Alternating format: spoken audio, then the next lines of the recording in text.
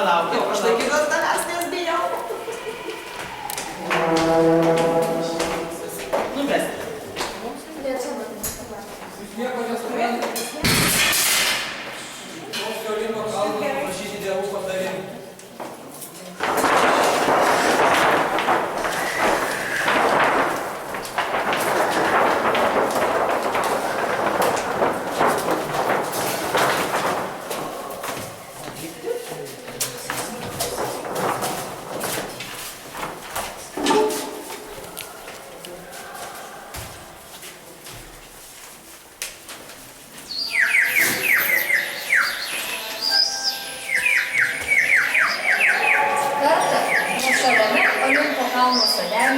Vaikštinėjo Dzeusas ir jo žmona Hera.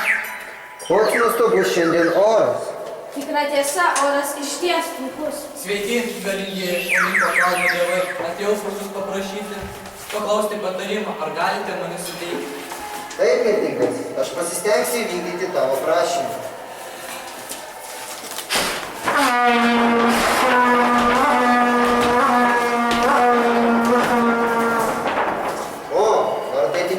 Dievas Poseidonas.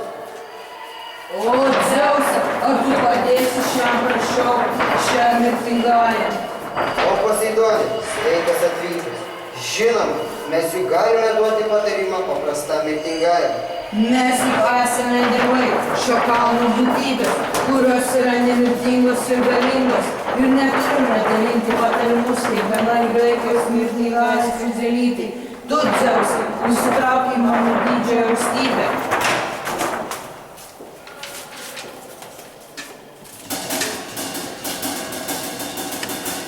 Prasidėjo pasiruošimas kovai, bet Dzeusui į pagalbą stojo dievai. Pirmoji atėjo deivė Afroditė, meilės ir grožio deivė.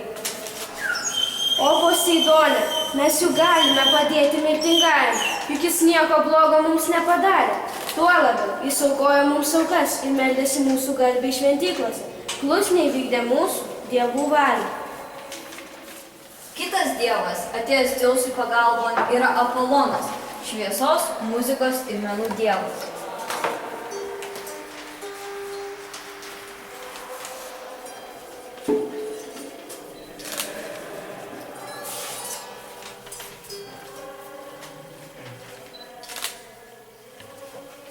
Poseidonai, argi nematai, kad yra labai svarių argumentų, kodėl mes norime jam padėti. Neprieštarauk, o prisidėk prie mūsų. Padėsime jam, apsieisime be jokių pykčių. Ne, aš vis tiek laikausi savo nuomonės. Dabar išeinu, jūs palieku, bet kitąsyk, aš laimėsiu.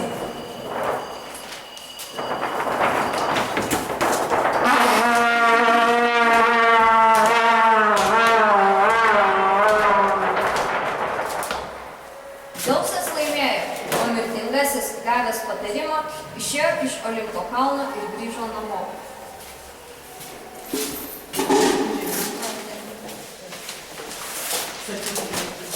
Kada vykti?